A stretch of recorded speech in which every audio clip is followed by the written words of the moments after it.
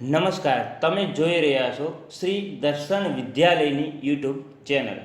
ધોરણ 10 અને ધોરણ 12 સાયન્સ કોમર્સના વિદ્યાર્થીઓ ઓનલાઈન શિક્ષણ મેળવી શકે તે માટે શ્રી દર્શન વિદ્યાલય રતનપરના શ્રેષ્ઠ શિક્ષકોના લેક્ચર અમારી યુટ્યુબ ચેનલ દર્શન સ્કૂલ પર અપલોડ કરવામાં આવી રહ્યા છે, જેથી વિદ્યાર્થી ઘેર બેઠા અભ્યાસ કરીને ઓનલાઈન શિક્ષણનો લાભ મેળવી શકે તે માટે આજે જ સર્વ વિદ્યાર્થીઓ અને વાલી મિત્રોએ આ યુટ્યુબ ચેનલ સબસ્ક્રાઈબ કરી અને તેના રેગ્યુલર અપડેટ્સ મેળવવા માટે નોટિફિકેશન બેલ આઇકોન પર ક્લિક કરવું.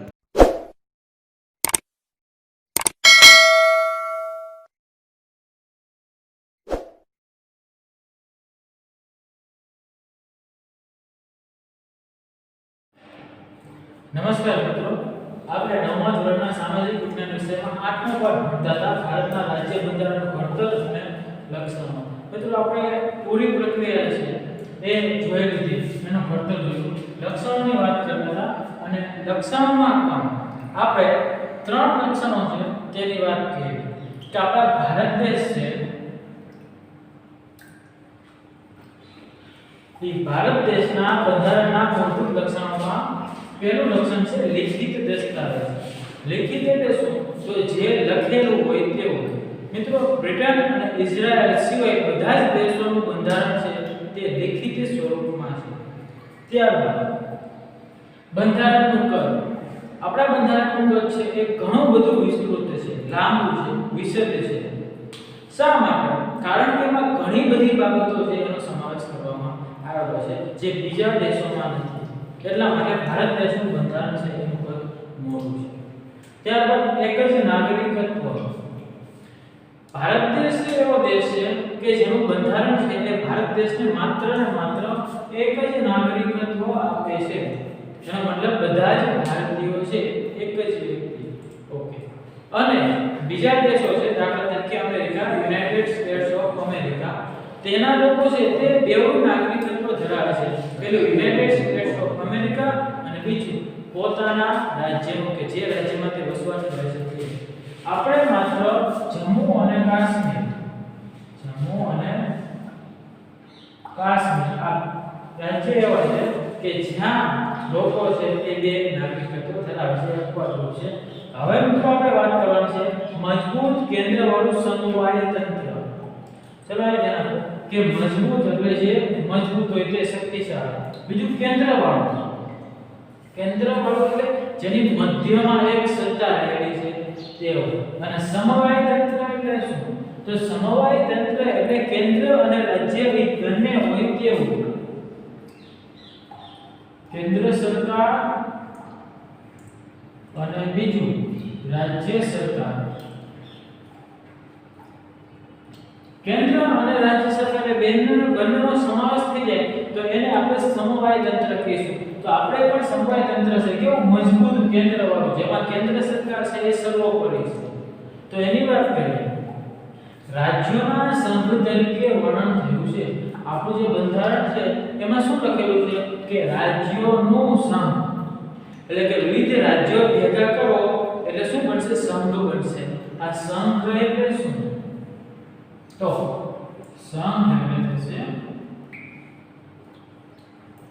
કેન્દ્ર સરકાર. જે મુખ્ય સરકાર છે તે મિત્રો ભારત સરકાર. બે સરકાર આપણને ખબર છે કે તો ભારત સરકાર અને ત્યારબાદ ગુજરાત સરકાર.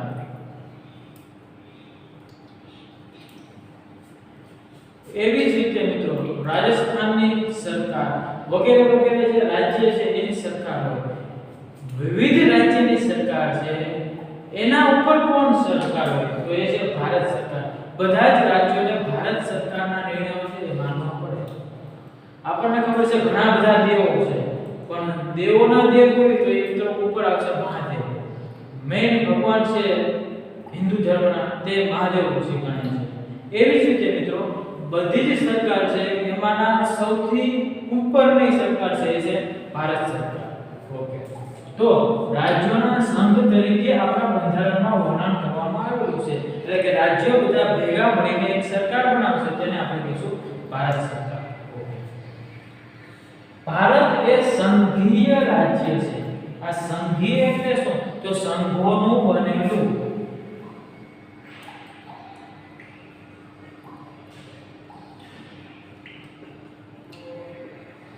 વિવિધ રાજ્યો છે એને ભેગા કર્યા એટલે શું? સંઘ થયા. આ સંઘથી બનેલું હોય એને શું કહેવાય? સંઘીય રાજ્ય અથવા સંઘીય દેશ, આવું આપણે કહી શકીએ કે આપણો દેશ છે આ રાજ્ય. આપણો દેશ શેનો બનેલો છે?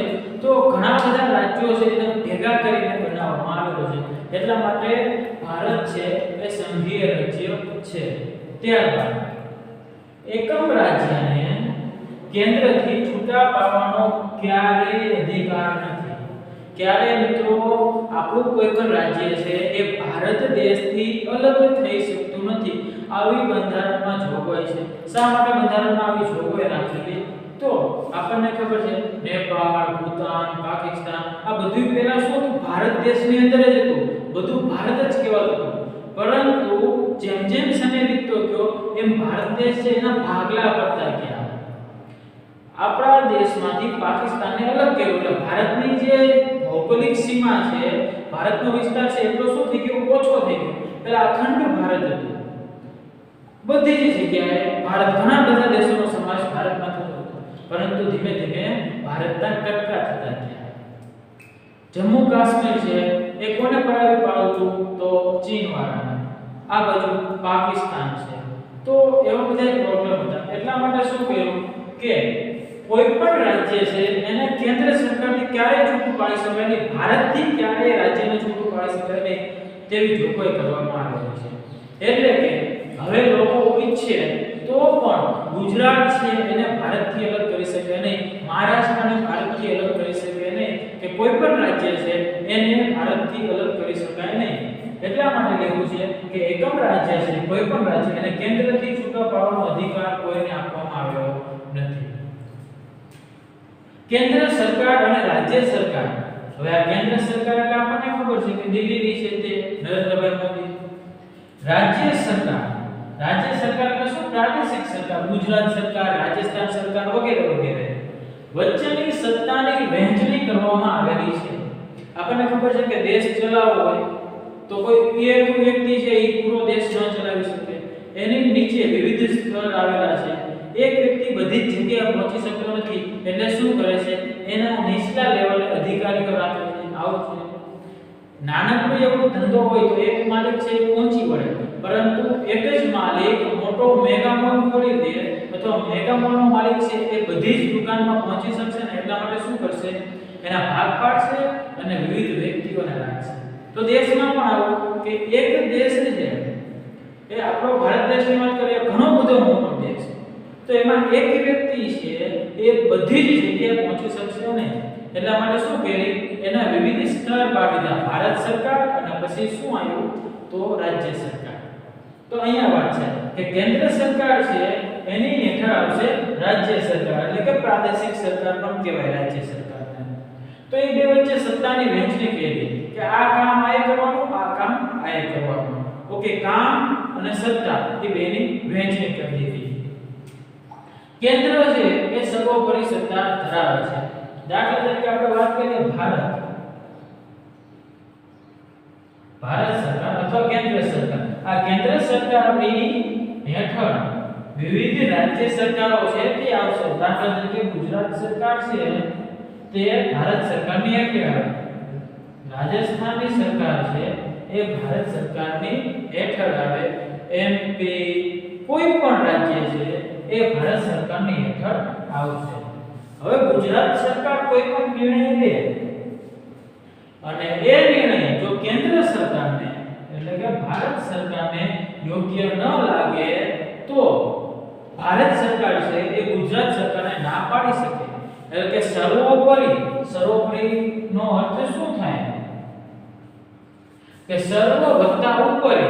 સર્વ એટલે બધામાં ઉપરી હોય તેવું કોણ? તો એ કેન્દ્ર સરકાર. હંમેશા કેન્દ્ર સરકાર છે એ સર્વોપરી સત્તા ધરાવે છે. અંત્ય નિર્ણય કોણ લે છે? તે કેન્દ્ર સરકારના હાથમાં છે. આપણા પરિવારમાં પણ આવો માતા પિતા હોય અને 3 સંતાન હોય. 3 સંતાનો નક્કી કરશે કે નવું ટીવી લેવું છે, પરંતુ આધાર કોની ઉપર રહેશે? તો માતા પિતા ઉપર જ રહેશે, કારણ કે સંતાનો પાસે તો પૈસા હોતા નથી, સંતાનો પાસે સત્તા હોતી નથી. તો એને કેવું છે કે ગુજરાત સરકાર, રાજસ્થાન સરકાર, કોઈ પણ સરકાર નિર્ણયો લેશે તો એ નિર્ણય કોને યોગ્ય આવવા જોઈએ? તો કેન્દ્ર સરકારને યોગ્ય આવવા જોઈએ. કેન્દ્ર સરકાર જો ના પાડે તો એ નિર્ણય છે એ કાયદો ક્યારેય બની શકતો નથી. જો કેન્દ્ર સરકાર અને રાજ્ય સરકાર વચ્ચે મડાગાંઠ થાય તો, મડાગાંઠ એટલે શું? વિવાદ ઊભો થાય તો જ્યારે પણ વિવાદ કે સંઘર્ષ ઊભો થાય ત્યારે હંમેશા આમુખ અને બંધારણ, આમુખ અને બંધારણમાં જે જોગવાઈઓ હોય એ જ જોગવાઈઓનો અમલ થશે. ક્યારે? તો જ્યારે કેન્દ્ર સરકાર અને રાજ્ય સરકાર વચ્ચે મડાગાંઠ ઊભી થાય ત્યારે. ઓકે, તો હવે સત્તાનું વિભાજન કઈ રીતે થયું એની વાત કરીએ. જો બંધારણના મૂળભૂત લક્ષણો છે એમાં ચોથું લક્ષણ મજબૂત કેન્દ્રવાળું સમવાય તંત્ર, અને એની અંદર પાછા પેટા પ્રકારો પાડવામાં આવેલા છે કે મજબૂત કેન્દ્રવાળું સમવાય તંત્રમાં સત્તાનું વિભાજન કઈ રીતે થયું? તો પહેલી સત્તા આપેલી કેન્દ્રની, બીજી રાજ્યની, અને ત્રીજું સંયુક્ત યાદી અને પછી આવશે શેષ સત્તાઓ. એટલે કે આ જે લક્ષણો છે બંધારણના મૂળભૂત લક્ષણો, એમાં જે ચોથું લક્ષણ છે એ ઘણું બધું વિસ્તૃત છે. અહીંયાથી શરૂ કરીને અહીંયા સુધી આપણને ચોથું લક્ષણ આપેલું છે, અને ત્યારબાદ પાંચમું લક્ષણ આપણે ભણીશું. તો મજબૂત કેન્દ્રવાળા સમવાય તંત્રમાં સત્તાનું વિભાજન છે. સત્તાના વિભાજનમાં કેન્દ્ર સરકાર પાસે શેની યાદી છે? કેટલા વિષયો રહેલા છે? કેવી સત્તાઓ રહેલી છે? તો કેન્દ્ર સરકાર એટલે ભારત સરકાર, જે નરેન્દ્રભાઈ મોદી છે તે. તો કેન્દ્ર સરકાર એટલે કે સંઘ સરકાર છે, એમની પાસે કુલ 97 વિષયો રહેલા છે. 97 જેટલી બાબતો એવી છે કે જે કેન્દ્ર સરકારના હસ્તક છે. સંપૂર્ણ સત્તા કોને છે? તો રાજ્યોની ધારાસભાઓ એટલે કે વિધાનસભા ગૃહોને છે. આપણે નામ સાંભળેલું છે કે રાજ્યસભા, લોકસભા, આ બે નામ છે એ ખાસ આપણે ધ્યાન રાખવા પડે. એવું છે રાજ્યસભા અને લોકસભા. રાજ્યસભા અને લોકસભા આ બંનેમાં આપણને ખબર છે જૂની 50 નોટ હતી, એમાં સંસદ દોરેલી છે. આ સંસદ એટલે શું? તો સંસદ એટલે રાજ્યસભા, લોકસભા અને રાષ્ટ્રપતિ. આ ત્રણેય ભેગું થાય તો એને શું કહેવાય? સંસદ કહેવાય. સંસદ એટલે શું? તો રાજ્યસભા, લોકસભા અને રાષ્ટ્રપતિ, આ ત્રણેયનો સમાવેશ શેની અંદર થાય? સંસદની અંદર થાય. આપણા દેશના જે મેઈન કાયદાઓ છે એ ઘડવાનું કામ કોણ કરશે? સંસદ કરશે. સંસદમાં કોણ? રાજ્યસભા, લોકસભા અને રાષ્ટ્રપતિ. ચાલો, કોઈ પણ બાબતમાં સુધારો કરવો હોય, કોઈ પણ નવો કાયદો ઘડવો હોય તો શું થશે? રાજ્યસભા અને લોકસભા એ કાયદા ઉપર ચર્ચા વિચારણા કરશે. ત્યારબાદ એમાં મત આપશે. જો વધારે મત ભેગા થાય તો મિત્રો એ જે કઈ નિયમ બનાવવાનો છે નિયમ લખવામાં આવશે, અને એ લખેલો નિયમ કોની પાસે મોકલવામાં આવશે? રાષ્ટ્રપતિ પાસે. અને રાષ્ટ્રપતિ જો એ નિયમના કાગળિયા ઉપર સહી કરે તો જ એ કાયદો બને. રાષ્ટ્રપતિ સહી ન કરે તો એ કાયદો બની શકતો નથી. એટલા માટે ભારત દેશનો પ્રથમ નાગરિક છે ને એ રાષ્ટ્રપતિને માનવામાં આવે છે. સૌથી વધારે સત્તા કોની પાસે? રાષ્ટ્રપતિ પાસે. પરંતુ કામ સૌથી વધારે કોણ કરે? તો એ કરશે વડાપ્રધાન. ઓકે, સંપૂર્ણ સત્તા કોની હોય? તો રાજ્યોની ધારાસભાની હોય એટલે કે વિધાનસભા ગૃહોની હોય. કાયદો ઘડવાની સંપૂર્ણ સત્તા કોને? તો સંસદને. સંસદ એટલે શું આપણે કહ્યું? રાજ્યસભા, લોકસભા અને રાષ્ટ્રપતિ. ઓકે, આને વિધાનસભા ગૃહો કે ધારાસભાઓ પણ કહેવામાં આવે છે, જેમાં રાષ્ટ્રપતિનો સમાવેશ ન થાય. આ ત્રણેયનો સમાવેશ થાય તો સંસદ બનશે. ઓકે, ત્યારબાદ મિત્રો કેન્દ્ર પાસે જે 97 વિષયો રહેલા છે, આ 97 વિષયો, એ 97 વિષયોમાં શેનો સમાવેશ થાય? તો સંરક્ષણ, દેશ માટે રક્ષણ કરવું, એટલે કે મિલિટરી આપણે કહેવી તે આર્મી. આર્મી કોની હોય? તો આર્મી હંમેશા ભારત સરકારની હોય. ક્યારે એકે રાજ્યની આર્મી હોઈ શકે નહીં. મિલિટરી છે તે દેશની હોય, રાજ્યની હોઈ શકે નહીં. તમે ઇન્ડિયન આર્મી આવું સાંભળેલું છે, પરંતુ ગુજરાત આર્મી આવું સાંભળેલું છે ના. કારણ કે ગુજરાત છે તો રાજ્ય છે, રાજ્યની કોઈ આર્મી હોઈ શકે નહીં. રાજ્યની શું હોય? પોલીસ હોય. જ્યારે કેન્દ્ર છે કે ભારત સરકાર છે તેની શું હોય? આર્મી હોય. ઓકે, તો સંરક્ષણની બાબત છે કેટલા પ્રમાણમાં સંરક્ષણના સાધનો રાખવા, કેટલી આર્મીમાં ભરતી કરવી વગેરે વગેરે બાબતો છે એનો નિર્ણય કોણ કરશે? તો એનો નિર્ણય કરશે સંસદ. અને સંસદમાં રાજ્યસભા અને લોકસભા એમાં મેઇન વ્યક્તિ હોય એને શું કહેવાય? વડાપ્રધાન કહેવાય, જે આપણે નરેન્દ્રભાઈ મોદી છે. આ લોકો છે એ કાયદાઓ બનાવશે અને રાષ્ટ્રપતિ પાસે મોકલશે. રાષ્ટ્રપતિ એ જે કઈ નિયમો છે એના પર સહી કરે એટલે કાયદો બની જાય છે અને બીજા દિવસથી અથવા ત્યારથી સહી કરે ત્યારથી એ અમલમાં આવશે. તો આપણા રાષ્ટ્રપતિ છે એ રામનાથ કોવિંદ અને વડાપ્રધાન નરેન્દ્રભાઈ મોદી આપણને ખબર છે. તો સંરક્ષણની બાબતો વિદેશી બાબતો. વિદેશી બાબતો એટલે બીજા દેશો સાથેના સંબંધો સુધારવા, બગાડવા, યુદ્ધ કરવું, આ બધી બાબતો છે એનો નિર્ણય કોણ કરશે? તો એનો નિર્ણય કરશે કેન્દ્ર સરકાર. બરોબર, એટલે કે સંસદ કરશે. આપણે કહીએ છીએ કે નરેન્દ્રભાઈ મોદી છે વિદેશમાં ફરવા ગયા, આ દેશમાં ગયા, તે દેશમાં ગયા, તો એમનું કામ છે બરોબર વિદેશો સાથેની જે કંઈ કામગીરી છે વિદેશો સાથેની બાબત એ કોણે સંભાળવાની છે? વડાપ્રધાને સંભાળવાની છે. એટલા માટે અણુશક્તિ. અણુશક્તિ એટલે શું? તો કેટલા મિત્રો આપણી પાસે આપણને ખબર યુદ્ધ થાય ત્યારે બોમ્બ ગોળો છે એનો ઉપયોગ થાય, વિવિધ પ્રકારના બોમ્બનો ઉપયોગ થાય છે. તો અણુ બોમ્બ છે એ અત્યારે ખૂબ જ શક્તિશાળી સાધન માનવામાં આવે છે. તો એ અણુ શક્તિ છે એનો ઉપયોગ ક્યાં કેવી રીતે કરવો એનો જે કંઈ નિર્ણય છે એ કોણ કરશે? તો એ આવશે કેન્દ્ર સરકાર. નાણાં મિત્રો, કેટલા પૈસા બહાર પાડવા, કેટલા પૈસા છાપવા, કેટલું વ્યાજ રાખવું, કેટલા લોકોને લોન આપવી, આ બધી બાબતો એ કેન્દ્ર સરકાર હસ્તક હોય છે. ત્યારબાદ બેન્કિંગની બાબતો, કેટલી બેંકો દેશમાં છે, કેટલી બેંકોને મંજૂરી આપવી, એમાંથી બેંકો પાસે કેટલા પૈસા લેવા, બેંકોને કેટલા પૈસા આપવા, બધી બાબતો કેન્દ્ર સરકાર હસ્તક હોય છે. ત્યારબાદ તાર ટપાલ છે, રેલવે છે, રેલવેનો વિકાસ કરવો વગેરે વગેરે બાબતો શેના આધારે છે? કેન્દ્ર આધારિત છે. આ બધી જ બાબતોમાં કેન્દ્ર સર્વોપરી છે, જેના બધા જ નિર્ણયો સંસદ દ્વારા લેવામાં આવે છે. ત્યારબાદ રાજ્યોની યાદીની વાત કરીએ તો રાજ્યોની યાદીમાં 66 વિષયોનો સમાવેશ થાય છે કે આ 66 વિષયો છે તેને લગતો નિર્ણય હંમેશા રાજ્ય લઈ શકે. કેવી બાબતો? તો કાયદો કરવાની સંપૂર્ણ સત્તા કોની છે? રાજ્યની ધારાસભા એટલે કે વિધાનસભાની છે. જેમ સંસદમાં મિત્રો રાજ્યસભા, લોકસભા અને રાષ્ટ્રપતિ છે, એવી રીતે રાજ્યમાં ધારાસભા છે એને વિધાનસભા પણ કહેવામાં આવે. અને એમાં શું હોય? તો એમાં હોય મુખ્યમંત્રી. રાજ્યમાં મુખ્યમંત્રી હોય, જ્યારે સંસદમાં શું હોય? કેન્દ્રમાં શું હોય? રાષ્ટ્રપતિ હોય. ઓકે, કાયદો ઘડવાની વ્યવસ્થા હોય કે પછી શિક્ષણ શું આપવું, કઈ રીતની વ્યવસ્થા કરવી એનો આધાર હંમેશા રાજ્ય આધાર રાખે. ત્યારબાદ સ્થાનિક સ્વરાજ્યની સંસ્થાઓ, મ્યુનિસિપાલિટી કે નગરપાલિકા, એમાં સુધારો કરવો, વધારો કરવો એ રાજ્ય હસ્તક છે. કૃષિ અને સિંચાઈ, ખેતીનો વિકાસ કરવો રાજ્ય હસ્તક. આરોગ્ય સુધારવો રાજ્ય હસ્તક. રાજ્યનો આંતરિક વેપાર, રાજ્યની અંદર વેપાર કઈ રીતનો છે, સુધારો વધારો એનો રાજ્ય છે એના હસ્તક આ બધા નિર્ણયો છે. ભૂમિ એટલે કે જમીન, એના પણ નિર્ણયો છે એ બધાની સત્તા કોની પાસે છે? તો રાજ્ય પાસે રહેશે.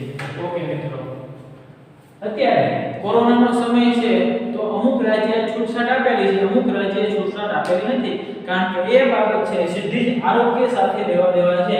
તો આરોગ્ય છે એનો સીધો સંબંધ કોની સાથે છે? રાજ્યો સાથે. કેન્દ્રને લાગે કે રાજ્યમાં કાયદો અને વ્યવસ્થા પડી ભાંગ્યા છે, બરોબર ચાલતા નથી, તો રાજ્યની સંમતિ હોય કે ન હોય, સંમતિ વિરુદ્ધ હોય રાજ્યમાં કેન્દ્રીય અનામત પોલીસ દળ છે એ મોકલી શકે. રાષ્ટ્રપતિને એવું લાગે કે કોઈ પણ એક રાજ્ય છે એમાં કાયદો વ્યવસ્થા જેવું કોઈ રહ્યું નથી, તો રાષ્ટ્રપતિ આર્મીને અથવા કટોકટી જાહેર કરી શકે અને એ જે સરકાર છે એને કેન્સલ કરી શકે, પોતાનું શાસન છે એ લાવી શકે. તો દીવ, દમણ, ગોવા, પોંડુચેરી આ બધા રાજ્યો એવા છે કે જ્યાં એક પણ પ્રકારની સરકાર નથી, ડાયરેક્ટ રાષ્ટ્રપતિ છે એ જ શાસન કરતા હોય. ત્યારબાદ આપેલું છે સંયુક્ત યાદી. સંયુક્ત એટલે શું? તો ભેગું. શું ભેગું? અમુક વિષયો કેન્દ્ર સરકારને આપેલા છે, અમુક વિષયો છે એ રાજ્ય સરકારને આપી દીધા છે. બીજી બધી બાબતો વધી એને શું કીધું? સંયુક્ત યાદી. આ સંયુક્ત યાદીમાં 47 વિષયો છે. કાયદો ઘડવાની સત્તા કોની પાસે? તો કેન્દ્ર પાસે અને રાજ્ય પાસે, બે પાસે છે. અમુક બાબતો એવી કે જે સંયુક્ત બે ભેગા થઈને ગુજરાત સરકાર અને કેન્દ્ર સરકાર બે ભેગી થઈને નિર્ણયો લે, એટલે કે રાજ્ય સરકાર અને કેન્દ્ર સરકાર બે ભેગા થઈને નિર્ણયો લે છે. 47 વિષયો છે. રાજ્યમાં કોઈ પણ વિવાદ થાય, ભલે બંને ભેગા થઈને નિર્ણયો કરે, પણ વિવાદ થાય તો સર્વોપરી કોણ? તો કેન્દ્ર સરકાર છે સર્વોપરી છે. દિવાળી અને ફોજદારી બાબતોનો સમાવેશ આમાં થાય, એટલે કે આર્થિક રીતે નુકસાન થયું હોય, સામાજિક રીતે નુકસાન થયું હોય તો એને દિવાળી અને ફોજદારી બાબતો કહેવાય. લગ્નની વય સુધારવી, વધારવી વગેરે બાબતો કોણ નક્કી કરે? સંયુક્ત નક્કી થાય. છૂટાછેડા લેવા, મિત્રો પતિ પત્નીને બરોબર બનતું ન હોય તો છૂટાછેડા લેવાય. તે ભાઈ ભરણ પોષણ છૂટાછેડા થાય અને જો પુરુષનો વાંક હોય એની અંદર અને સ્ત્રીને છૂટી કરવામાં આવે તો પુરુષ છે એ દર મહિને અમુક ખર્ચો છે એ સ્ત્રીને આપશે. છૂટાછેડા બાદ પણ તો એને ભરણ પોષણ કહેવાય. શિક્ષણ, કોઈ પણ દેશ છે એનું શિક્ષણ આપો તો ભારત દેશને શિક્ષણમાં સુધારો કરો તો એ કોના હાથમાં છે? સંયુક્ત બંનેના હાથમાં છે. આર્થિક આયોજન એટલે કે પૈસાને લગતા નિયમો બધા કોણ કરશે? સંયુક્ત યાદી અને વ્યાપારી સંઘો, વેપારને લગતા સંઘો છે એનો સમાવેશ શેમાં થાય? સંયુક્તમાં થાય છે. હવે વિધિ શેષ સત્તાઓ. શેષ એટલે શું? વધારાની જે બાકી હોય તે બધી સત્તાઓ આવી ગઈ, બધા વિષયો આવી ગયા. હવે અમુક બાબતો છે એ બાકી રહી, તો જે બાબતો સત્તાની સ્પષ્ટ વહેંચણી ન થઈ શકી હોય એને શું કહેવાય? શેષ સત્તાઓ કહેવાય. શેષ સત્તાઓ એટલે શું? આ પ્રશ્ન પૂછાય તો કેન્દ્ર સરકાર કે રાજ્ય સરકાર વચ્ચે સત્તાની સ્પષ્ટ વહેંચણી ન થઈ શકી હોય તેને શેષ સત્તાઓ કહેવામાં આવે છે. કાયદો ઘડવાની સત્તા કોની પાસે છે? તો કેન્દ્ર સરકાર પાસે. હંમેશા આટલું ભણી બુદ્ધાઈમાં મુખ્ય કોણ આવશે? કેન્દ્ર સરકાર. નાણાકીય સાધનોની પણ કેન્દ્ર અને રાજ્ય વચ્ચે વહેંચણી કરેલી છે. નાણાકીય સાધનો એટલે શું? તો સરકાર આપણા માટે ખર્ચો કરે છે, તો આ ખર્ચો કરે છે એના પૈસા સરકાર પાસે આવે છે ક્યાંથી? તો બધા પૈસા સરકાર આપતી નથી. અમુક જે પૈસા છે એ આપણને પાસે ટેક્સ સ્વરૂપે લે. આપણે જે કઈ ટેક્સ ભરીએ છીએ એ ટેક્સ માંથી સરકાર ખર્ચો કરતી હોય છે. 5 રૂપિયા આપણું પડીકું પણ આપણે ખાઈએ તો એમાં પણ ટેક્સ છે એ આપણે ચૂકવીએ છીએ. ચલો એમાં શું આવશે? તો નાણાકીય સાધનોમાં કે જે એવી બાબતો જે સરકારને આવક આપે છે તેમાં આવશે આબકારી જકાત. આ જકાત એટલે શું? એક પ્રકારનો ટેક્સ છે તે. આયાત અને નિકાસ. તમે જ્યારે કોઈ બીજા દેશમાં વસ્તુ મોકલો તો એને નિકાસ કહેવાય અને બીજા દેશ પાસેથી વસ્તુ ખરીદો પોતાના દેશમાં તો એને આયાત કહેવાય. તો આયાત અને નિકાસ કરો એના ઉપર જે ટેક્સ લાગે તેને મિત્રો જકાત કહેવાય. તો એ જકાત પણ ઓક્ટ્રોય કહેવાય ઇંગ્લિશમાં. તો એ જકાત છે એ સરકાર માટે આવક છે. વિવિધ પ્રકારની જકાતો, આવકવેરો, ઇન્કમ ટેક્સ કેવી જેટલી ઇન્કમ એના અમુક પ્રકાર છે એ સરકારને આપવાના. તો ઇન્કમ ટેક્સ પણ ભરવાનો થશે. આ બધું કોના હસ્તક છે? કેન્દ્ર સરકારના હસ્તક છે. આ બધી આવકો કેન્દ્ર સરકારના હસ્તક છે. તો રાજ્ય સરકારના હસ્તક શું? તો વેચાણ વેરો. તમે કોઈ વસ્તુ વેચો તો એના ઉપર ટેક્સ લાગશે તે. મનોરંજન વેરો એટલે કે ફિલ્મ હોય, નાટક હોય, સર્કસ હોય આના ઉપર જે ટેક્સ લાગતો હોય એને શું કહેવાય? મનોરંજન વેરો. તો એ કોના હસ્તક? એ રાજ્ય હસ્તક. મહેસૂલ અને શિક્ષણનો વેરો એ પણ કોના હસ્તક? તો રાજ્ય હસ્તક. વિવિધ બીજા બધા પ્રકારના સંપત્તિના આ તે વગેરે ટેક્સ છે એ બધા રાજ્ય હસ્તક. એટલે કે ઓછી આવક ધરાવતા જે કઈ સાધનો છે એ રાજ્ય હસ્તક છે. ઓછી આવક ધરાવતા ટેક્સ છે એ રાજ્ય હસ્તક અને વધુ આવક ધરાવતા ટેક્સ છે એ કેન્દ્ર સરકાર હસ્તક છે. માટે રાજ્યોએ હંમેશા કેન્દ્ર પાસેથી ગ્રાન્ટનો આધાર રાખવો પડે છે. ગુજરાતીમાં ગ્રાન્ટને કહી શકાય અનુદાન. વારંવાર દાન આપવામાં આવતું હોય તે. હવે રાજ્ય પાસે તો ઓછી આવક ધરાવતા સાધનો છે, કેન્દ્ર પાસે બધી આવક જતી રહેશે. તો હવે શું થશે કે રાજ્ય છે એ કેન્દ્ર પાસેથી પૈસા મેળવશે. કારણ કે બધા પાસે પૈસા તો કેન્દ્ર સરકાર પાસે છે. એટલા માટે કેન્દ્ર સરકાર ગ્રાન્ટ સ્વરૂપે ગુજરાત સરકાર કે રાજ્ય સરકાર છે તેને પૈસા આપશે. ઓકે મિત્રો, તો આજે આપણે આ 4 લક્ષણો છે તેની વાત કરેલી. તમારે હોમવર્કમાં શું લાવવાનું? તો બંધારણના મૂળભૂત લક્ષણોમાં મજબૂત કેન્દ્રવાળું સમવાય તંત્ર તેના વિશે નોંધ લખીને લાવવાનું રહેશે. હોમવર્ક લખી લો. મજબૂત કેન્દ્રવાળું